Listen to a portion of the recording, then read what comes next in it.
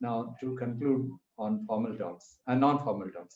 Devraj ji please आप कुछ बात कीजिए। सर, तो विश्वरूप राय जी को मैं नमस्कार करता हूं और इनको नमस्कार धन्यवाद देता हूं कि इस पीरियड में जब सारे लोग obsessed, all minds are obsessed today पूरी तरह से, उस समय इन्होंने जो काम किया है सिंपल डाइट से बॉडी के होम्योस्टेसिस को रिवाइव करना, नेचुरल वे में बॉडी को ठीक करना, एक्चुअल यही प्रोसेस होना चाहिए। और उसी को मदद करने के लिए मेडिसिन की जितनी जरूरत है उतनी ही मेडिसिन का यूज होना चाहिए। और वो उसके लिए हर्बल मेडिसिन और कुछ स्पेसिफिक होम्योपैथिक आयुर्वेदिक मेडिसिन पर्याप्त हैं। कुछ जो थेरेपीज हैं, सूजो, एक्यूप्रेशर वगैरह, ये सब पर्याप्त हैं। योगा, हाँ, योगा वगैरह। और एक्चुअल में जो इम्यूनिटी हाई तब होती है, जो बड़ा अच्छा एक एग्जाम्पल है इनका गुरु नानक देव का, कि उन्होंने बोला कि तुम जब अपने प्रभु से दूर होते हो तभी तुम बीमार पड़ते हो। तो जब आदमी अपने सेंटर के पास रहे, और तांत्रिक कल्ट में या स्पिरिचुअल कल्ट में सेंटर इसको नहीं कह करके, इसको नहीं कह करके, मतलब नाभि तो शरीर का सेंटर है, या हार्ट को सेंटर नहीं कह करके सहस्त्रार को सेंटर कहा गया है। और भक्त का हृदय कहा गया है कि यही है। ये हृदय नहीं है, ये हृदय है। ये तो एक पंपिंग स्टेशन है, दैट्स ऑल, पंपिंग मशीन। तो हृदय यहाँ है। तो जो श्वेत सतदल है या सहस्त्रदल है, वहां जो है वो कहा गया है हिरणमय परे कोशे विरजन ब्रह्म निष्कलन। तो निष्कल ब्रह्म जहां विराजमान है गुरु रूप में, उसके करीब अगर मन हमारे 24 घंटे में कुछ घंटे भी रह गया तो हमारी इम्यूनिटी ऐसे ही हाई रहती है, डिप्रेशन गायब रहते हैं। इसलिए एक तो बड़ा पार्ट है जो कि मेडिटेशन का पार्ट है, और मेडिटेशन को हेल्प करने में सेंटिएंट फूड ये एक बहुत बड़ा पार्ट है। आपको मैं एक एग्जांपल देता हूँ। मेरे ऑर्गेनाइजेशन के एक व्यक्ति हैं जो कि यूएस में वो डॉक्टर रहे हैं, और उन्होंने hazard of onion and garlic या तामसिक फूड पे उन्होंने रिसर्च पेपर भी पब्लिश किया था। उसका रेफरेंस में जो दे दूं। वो चाइनीज मेडिसिन को ऑब्जर्व करने के लिए, स्टडी करने के लिए वुहान में थे उस समय पिछले साल, और संयोग से उनको पेशेंट पर कुछ देखना पड़ा होगा, समथिंग लाइक दैट, तो उनको कोरोना आ गया and he was tested positive. तो आज उनका टेस्ट हुआ and before going home he was positive.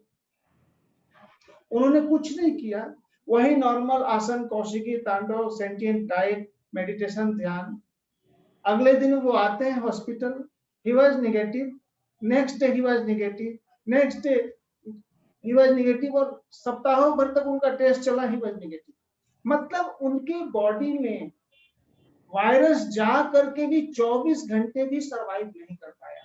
ये एक रिमार्केबल बात है बिना किसी मेडिसिन के।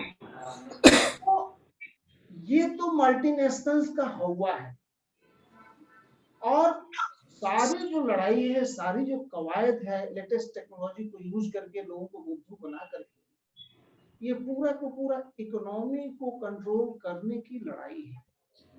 चाहे वो मेडिकल साइंस को यूज करें, चाहे वो आर्टिफिशियल इंटेलिजेंस को यूज करें, चाहे वो अदर जो चीजें हैं वर्ल्ड वाइड वेब को यूज करें, जिसको भी यूज करें, ये सारी चीजों को यूज करके सारा का सारा लड़ाई इकोनॉमिक वर्चस्व की।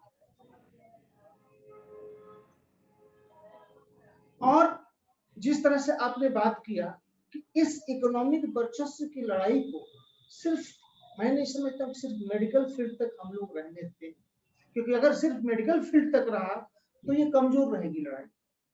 इसको हर फील्ड में इसको स्प्रेड किया जाए, बढ़ाया जाए।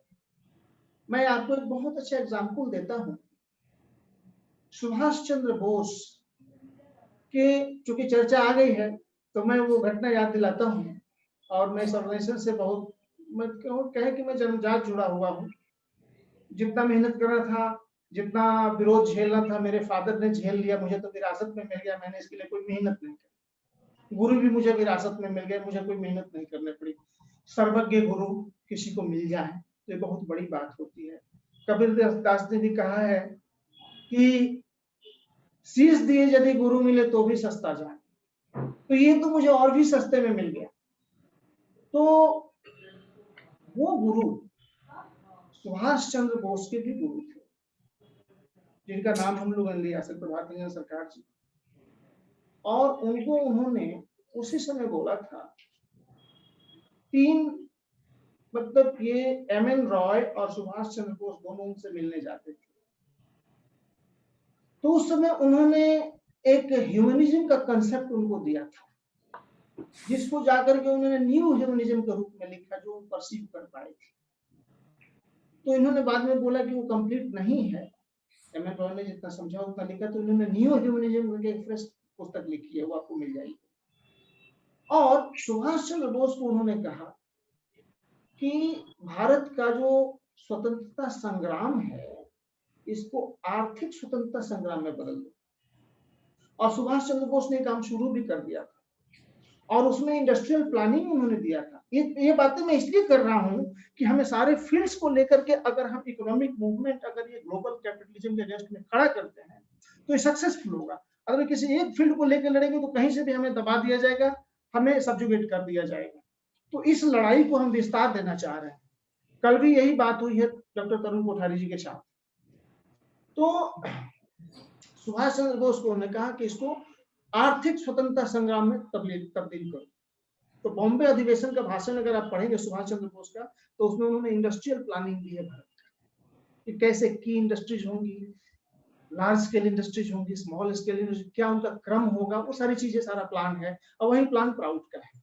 क्योंकि उस समय प्राउड रजिस्टर्ड नहीं था, उन्होंने उनको बताया था, उस हिसाब से गाइड करते थे वो चलता। तो सुभाष चंद्र बोस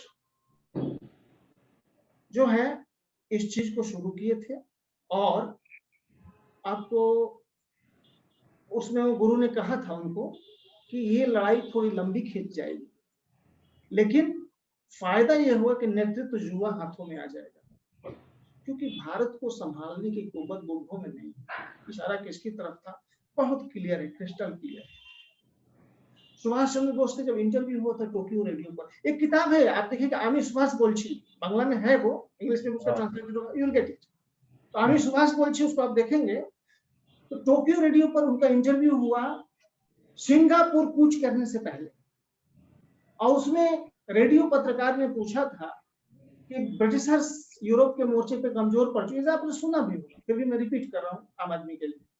ब्रिटिशर्स यूरोप के मोर्चे पे कमजोर पड़ चुके हैं, इंडिया में नेवल रिवोल्ट का पोजीशन है, आजाद हिंद फौज में काफी जोश खरोश है, तो आपकी जीत तो पक्की है, तय है। तो देश को आजाद कराने के बाद आप सत्ता अपने हाथों में रखेंगे या जनता के हाथों में सौंप देंगे? एक बड़ा क्रिटिकल क्वेश्चन, पत्रकारों की एक क्विबलिंग की जो आदत होती है ना, बड़ी क्रिटिकल होती है। तो नेताजी वह क्रिस्टल क्लियर हंसे जोर से, और उन्होंने कहा कि 1300 वर्षों की गुलामी क्या होती है, भारत उसका ज्वलंत उदाहरण है।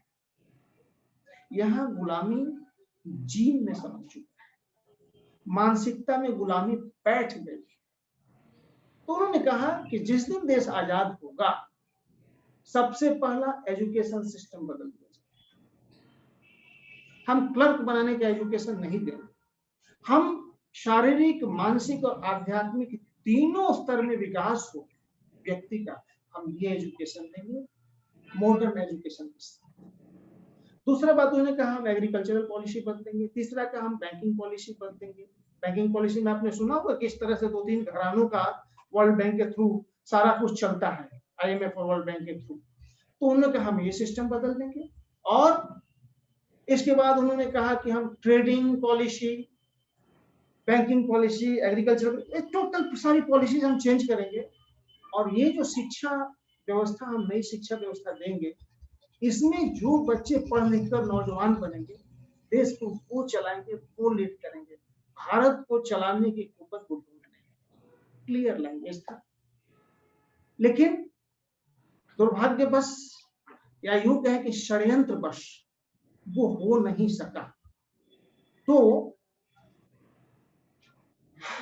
आज वो जो लड़ाई है वो ओवर ड्यू है।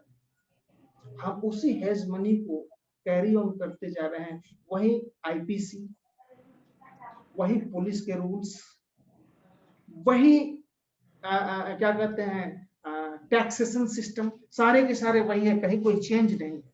और हमारे लोग पता नहीं आज तक एक नई शिक्षा व्यवस्था सोच नहीं पाए। तो इसमें तो कहीं मुझे गलत नहीं लगता है कि इतने सालों में एक नई शिक्षा व्यवस्था हम अगर नहीं सोच पाए हैं, एक नया टैक्सेशन सिस्टम हम नहीं सोच पाए, एक नया पुलिस कोड हमने आईपीसी नहीं सोच पाए, पुलिस रूल्स नहीं सोच पाए हैं, इसका मतलब तो यही है कि सुभाष चंद्र बोस ने कहा था गुलामी हमारे मानसिकता में बैठ गई है, हम दिमागी तौर पर दिवालिया हो चुके हैं। ये स्थिति है। चूंकि वही सिस्टम कंटिन्यू हुआ, तो ये जो रिवॉल्यूशन है Vishwaroop ji, it is overdue. और ये रिवॉल्यूशन सारे फील्ड्स में होने चाहिए। Actually satans of the world are already united. आपने कैसे बोले कि सारे वो बड़ा यूनाइटेडली काम करते हैं। ये जो सारा जो कॉकस है इंटरनेशनल, मोरलिस्ट्स अभी तक यूनाइट नहीं हुए। और पीआर सरकार ने नारा दिया था मोरलिस्ट्स ऑफ द वर्ल्ड यूनाइट। और आज जरूरी है, क्योंकि संघे शक्ति कलयुग में संघ में शक्ति होती है। मोरलिस्ट यूनाइट हो, पहली बात। दूसरी बात कि ज्यादा से ज्यादा मोरलिस्ट क्रिएट हो। मोरालिटी का जो उदाहरण है दो तरह का है, एक होता है सिंपल मोरालिटी, एक होता है स्पिरिचुअल मोरालिटी। भगवान कृष्ण ने जो महाभारत में शिक्षा दी थी वो स्पिरिचुअल मोरालिटी थी। जब नियम कैसे होगा, क्या होगा, उसकी क्या होगा, ये होगी, कभी हम लोग इस पर चर्चा करेंगे, इस पर बहुत लंबा हो जाएगा। तो स्पिरिचुअल मोरलिस्ट हम पैदा करें अपने कैडर के बीच, उनको प्रैक्टिकल ध्यान, योग, मेडिटेशन सिखाया जाए, एक, ताकि वो अपने प्रभु के करीब रह सके, कम से कम 24 घंटे में 2-3 घंटे भी उनके करीब जा सके, रह सके। एक, इससे एक तो बीमारियों में फायदा मिलेगा, और दूसरा कि उनकी मोरालिटी हाई अप होगी। इम्यूनिटी और मोरालिटी ये दोनों जोड़ के देखा जाए तो दोनों चीजें ही हाई अप होती है। और ऐसे लोगों को डिगाया नहीं जा सकता है, परचेज नहीं किया जा सकता है। दूसरी बात कि इकोनॉमिक फ्रंट पे self sustaining, self reliant systems तैयार करने। जिस तरह से बच्चा के धरती पर आने से पहले प्रकृति उसके लिए दूध की व्यवस्था कर देती है, उसी तरह से पृथ्वी के हर क्षेत्र में जहां जितने लोग रहते हैं, वहां के मनुष्य, जीव जंतु, पेड़ पौधा, पशु पक्षी, अगर ठीक से हम एक्सप्लोर करें तो वहां उनके लिए पर्याप्त, कहीं मिनरल के रूप में है, कहीं एग्रीकल्चरल कैपेबिलिटी के रूप में है, कहीं किसी रूप में, कहीं किसी रूप में। तो सिस्टम प्राउड ये कहता है कि लोकल एरिया में लोकल कच्चा माल पे आधारित उद्योग, लोकल लोगों के डिवेंचर शेयर्स के साथ, नॉट प्रेफरेंशियल लेवल शेयर्स नहीं, ये मैं एक ही बार में सारे टेक्निकली बोल दे रहा हूं एक लाइन। तो कोऑर्डिनेटेड कोऑपरेटिव शुरू होने चाहिए, और वहां भोजन, वस्त्र, आवास, चिकित्सा, शिक्षा की सारी जरूरतें अपने लोकल एरिया में ही पूरी हो जाए। उसको उन्होंने दिया कि एक सोशियो इकोनॉमिक यूनिट, जैसे अगर एक बंगाल को हम ले लें, या बिहार में 3 अभी हैं, अंगिका क्षेत्र है, मिथिला क्षेत्र है, भोजपुरी क्षेत्र है, और चौथा भी है मगध क्षेत्र, जिसकी अपनी पहचान है, अपनी सेंटिमेंट है, अपनी भाषा है। भाषा के सारे फैक्टर्स वहां काम करते हैं, अपना अपना प्रोवर्ब, अपना प्रोनाउंसिएशन, अपना लिखित या अलिखित साहित्य, ये सारे 7-8 फैक्टर्स भाषा के सारे उनमें विद्यमान हैं। तो उनके ऊपर जिस तरह से एक समय अंग्रेजों ने इंग्लिश को थोपा था, उस तरह से हम हिंदी को ना थोप दें।